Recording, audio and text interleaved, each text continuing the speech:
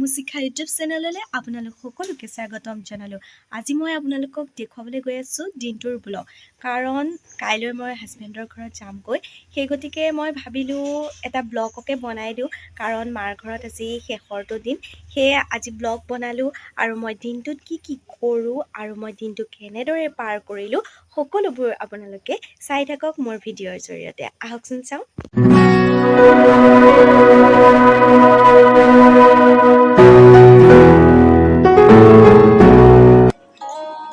উঠি আহি দেখিলোঁ যে বাৰান্দাত কি, আহকচোন চাওঁ বাৰান্দাত কিনো আছে। সোণাৰু পাত কাষত থৈ দিছে, কলখিনি কেঁচা হৈ থাকিলে, সেই গতিকে কলখিনি পকাবৰ বাবে সোণাৰু পাত থৈ দিছে। সোণাৰু পাত দি পকাব, 3 দিনত ভালদৰে পকি যাব বোলে। এইটো কল, এইখিনি কল আপোনালোকে চিনি পাইছেনে বাৰু? এইখিনি কল মালভোগ কল বুলি কোৱা হয়। সকলোৱে মালভোগ কল খায়েই, আৰু আমাৰ ঘৰত দুথোকা মালভোগ কল লাগিলে, আৰু সেই দুথোকা মালভোগ কল এতিয়া দেউতাই কাটি আনিছে আৰু আপোনালোকৰ লগতো শ্বেয়াৰ কৰিম। এটা কল কাটিলা? কাটিলো। কেইথোক লাগিছিলে? দুথোক। কি কল? মালভোগ কল। ঠিকে আছে বাৰু।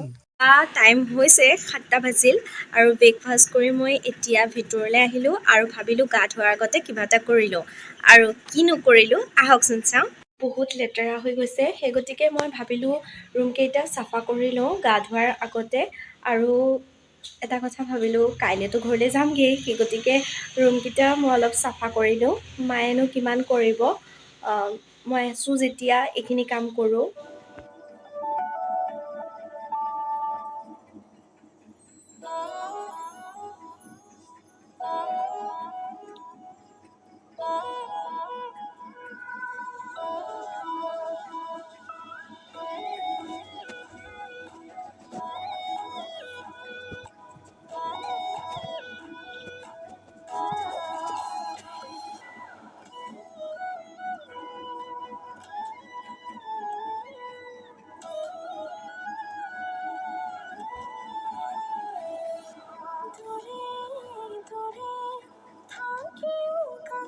লগত একেবাৰে চিম্পুল ভাত,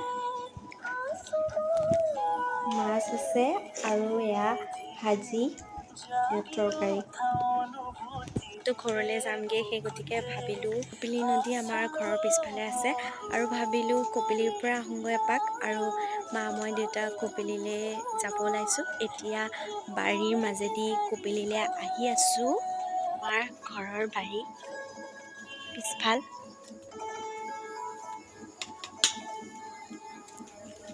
দেউতাই কিবা খেতি কৰিছে।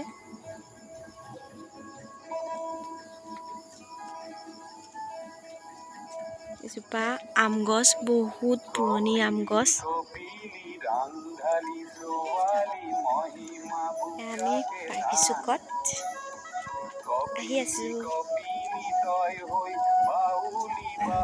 এতিয়া আমি বাঁহবাৰী পালোহি, আৰু বাঁহবাৰীৰ পিছতে আমি কপিলী কাষ পাম।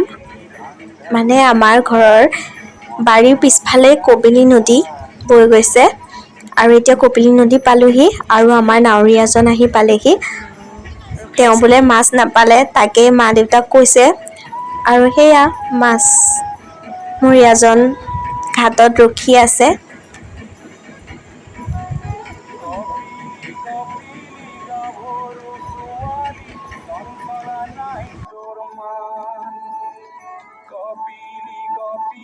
কপিলী কাষৰ মাটিতে অলপ খেতি কৰিলে, পুলি ৰুইছেহে।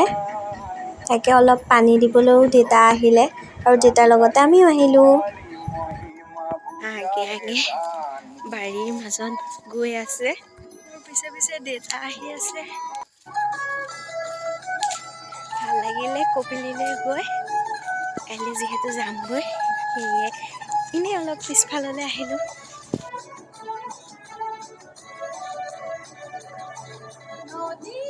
এতিয়া আমি কপিলীৰ পৰা আহি চাহ খালোঁ ৰুটিৰ সৈতে।